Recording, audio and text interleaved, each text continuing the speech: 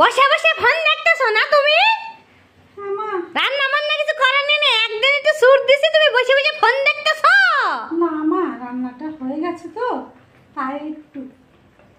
কই দেখি কি রান্না করছস? এই তো রান্না হয়ে গেছে, দেখেন।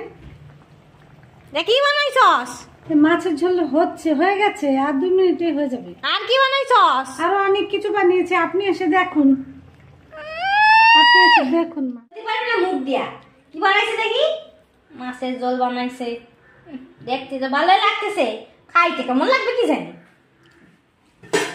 ভাত বানাইছে, বেগুন ভাজা বানাইছে, কালো ডাল কদিন খাই নাই। বলে আবো মা। হ্যাঁ মা। আর কিছু বানাই না? না মা।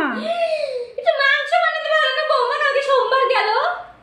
না না মা, আপনার শরীরটা ভালো নেই তো, তাই জন্য আমি ভাবলাম। আমার শরীরের কথা তোমার তো চিন্তা করা লাগবে না বাবু।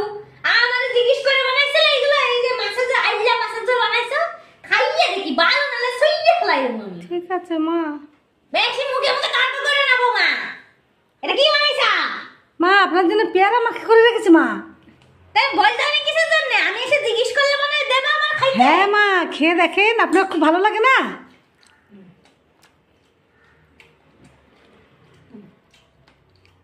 এবারে আগুনটা বেশি দেবা। আচ্ছা আচ্ছা মা।